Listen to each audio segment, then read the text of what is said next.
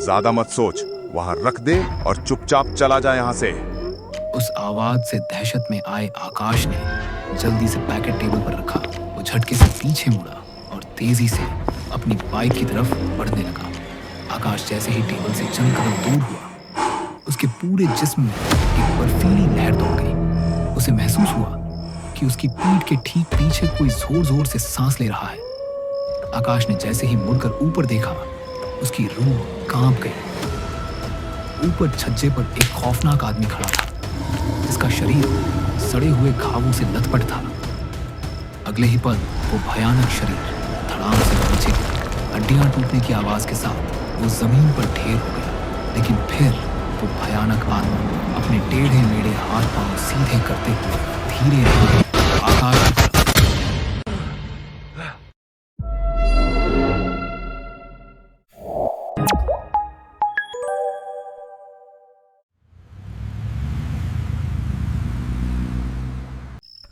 कहानी शुरू होती है आकाश से।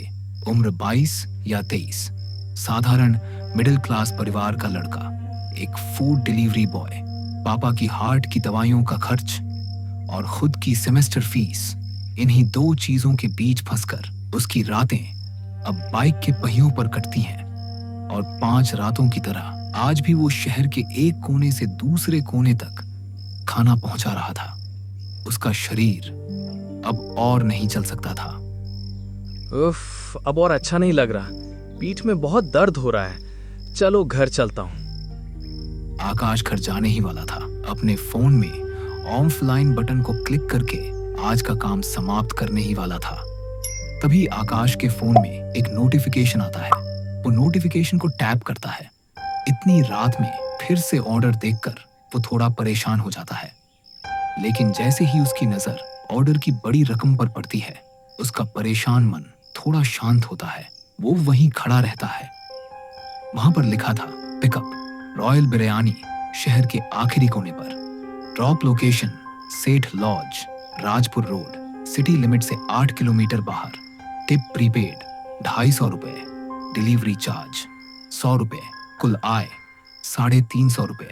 350 रुपए सिर्फ एक डिलीवरी में? मेरी तो किस्मत खुल गई। लेकिन राजपुर रोड नाम सुनते ही आकाश के दिल की धड़कन थोड़ी तेज हो गई। वो शहर का पुराना वीरान इलाका था। दिन में भी उधर कोई खास नहीं जाता। उस जगह के बारे में तरह तरह की अफवाहें थी। वहां शायद ही कोई लैंप पोस्ट था। एकदम सन्नाटा। आकाश जैसे ही रिजेक्ट बटन दबाने वाला था, तभी उसकी उंगली वहीं जम गई। उसे तुरंत याद आया कि कल सुबह 10 बजे तक पापा की दवाई के लिए 1000 रुपए जमा करने हैं और उसके पास अभी सिर्फ 600 रुपए हैं। राजपुर रोड जगह सेफ नहीं है, लेकिन ऑर्डर प्रीपेड है। टिप्स भी पहले से दे दी है, बस जाकर पैकेट देना है। डर और जरूरत की इस लड़ाई में आखिरकार जरूरत जीत जाती है। क्या होगा, कोई बड़े लोगों का फार्म हाउस होगा, शायद पार्टी चल रही होगी। बस बाइक से जाऊंगा और वापस आ जाऊंगा। आकाश ने एक्सेप्ट बटन दबा दिया। उसे नहीं पता था कि फोन की स्क्रीन पर किया गया वो छोटा सा स्पर्श उसकी आज की रात को एक ऐसी अनजान राह पर ले जाने वाला था जहां से वापस लौटना आसान नहीं होगा। आकाश ऑर्डर को पिकअप करने के लिए बाइक से निकल पड़ता है।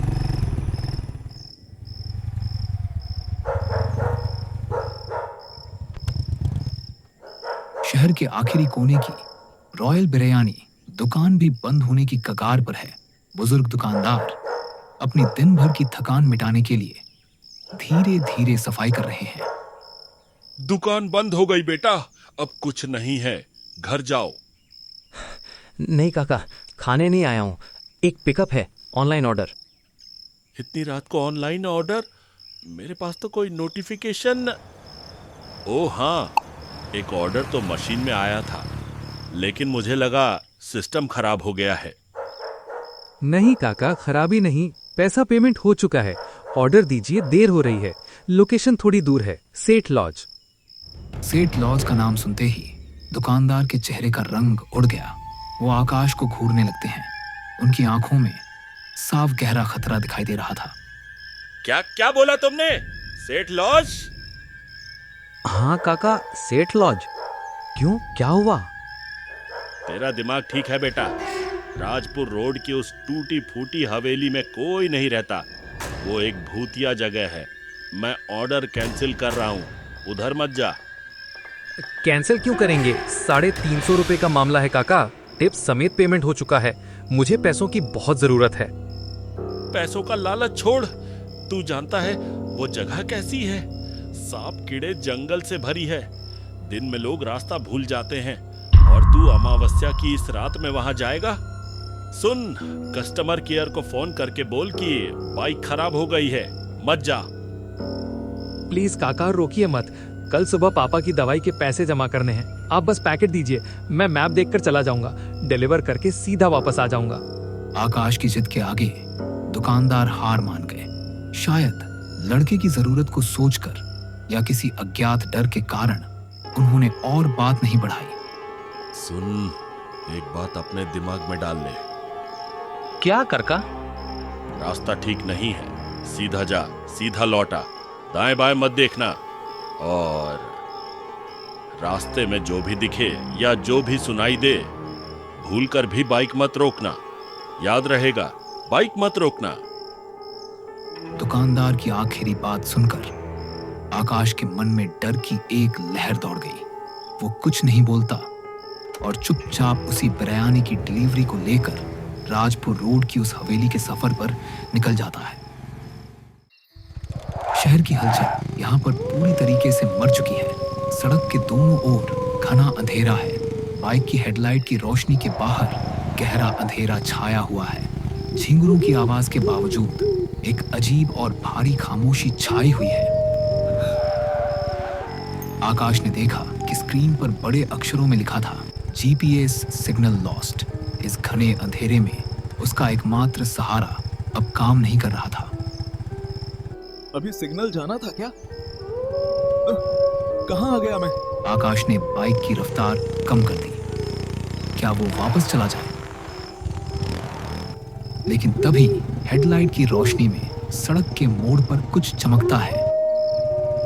शुक्र है, सही रास्ते पर हूँ। बस आधा किलोमीटर और। वहां पर लिखा था, शेठ लॉज 0.5 किलोमीटर। लिखावट जैसे खून के लाल रंग की थी, जो अब काली पड़ चुकी है। कुछ दूरी पर जाते ही आकाश ने देखा कि एक आदमी ठीक रास्ते के बीच में खड़ा है, जैसे कोई पहरेदार हो। उसके हाथों में चोट के निशान थे और वर्दी जगह जगह से फटी हुई थी। इतनी रात को यह पहरेदार यहाँ क्या कर रहा है? आकाश उसे देखकर थोड़ा डर जाता है। अरे भाई, हट जाओ, रास्ते से हट जाओ। वह आदमी हिला, लेकिन बहुत अजीब ढंग से। धीरे धीरे उसका आधा शरीर पूरा पीछे की तरफ घूम गया। ऐसा लगा जैसे उसके शरीर में कोई हड्डी ही न हो। उसका चेहरा पूरी तरीके से भयानक था। रास्ते में जो भी दिखे या जो भी सुनाई दे, भूलकर भी बाइक मत रोकना। याद रहेगा, बाइक मत रोकना। दुकानदार की बात आकाश के दिमाग में गूंज उठी। उसने एक पल भी इंतजार नहीं किया।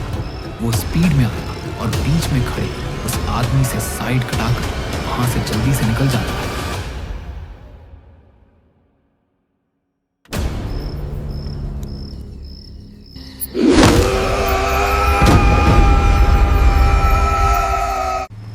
बाइक का इंजन बंद होते ही एक असहनीय खामोशी छा गई।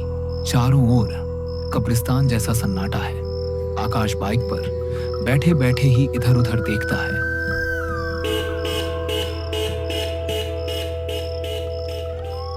आवाज जंगल के भीतर गूंज उठाकर खत्म हो गई। कोई बाहर नहीं आया।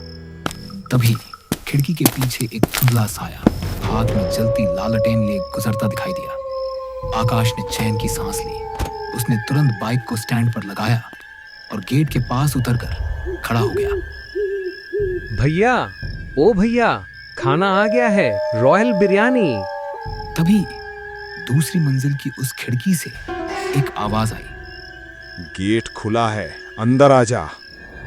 आवाज दूसरी मंजिल से आई थी। लेकिन आकाश को ऐसा लगा जैसे कोई उसके कान के एकदम पास मुंह लगाकर फुसफुसा रहा हो। उस आवाज में एक अजीब हुक्म का लहजा था। दरवाजे के सामने एक टेबल है, उसके ऊपर रखकर चला जा। भैया नाम बताएंगे और ऐप का कंफर्मेशन कोड, मतलब नियम तो यही है। आकाश अपनी बात पूरी कर पाता इससे पहले ही वह आवाज गरज उठी। जो कहा वो कर, पैसे पहले ही दे दिए हैं, रख और चला जा। उस धमकी को सुनकर आकाश में बहस करने की हिम्मत नहीं बची। वो बस काम खत्म करके यहां से भागना चाहता था। आकाश ने भारी जंग लगा गेट धकेला। गेट चीखते हुए खुला और वो खौफनाक सन्नाटे के बीच दाखिल हुआ। जैसे ही आकाश टेबल के पास पहुंचा, एक भयानक सड़ी हुई बदबू उसकी नाक से टकराई। ऐसी गंध जैसे पास में ही कोई लाश सड़ रही हो। आकाश का दम घुटने लगा। ये कैसी गंदी बदबू है, जैसे यहाँ कोई मरा पड़ा हो। जल्दी पैकेट रखकर भागता हूँ। आकाश टेबल पर पार्सल रखने ही वाला था, तभी उसने देखा कि टेबल के ठीक साइड में 2 कीचड़ भरी पैरों की निशान दिखाई दी। कीचड़ अभी भी गीला था, जैसे कोई अभी अभी यहां खड़ा होकर उसका इंतजार कर रहा था। उन पैरों की बनावट डरावनी थी। उनमें उंगलियों का कोई निशान तक नहीं था। ज्यादा मत सोच, वहां रख दे और चुपचाप चला जा यहां से। उस आवाज से दहशत में आए आकाश ने जल्दी से पैकेट टेबल पर रखा। वो झटके से पीछे मुड़ा और तेजी से अपनी बाइक की तरफ बढ़ने लगा।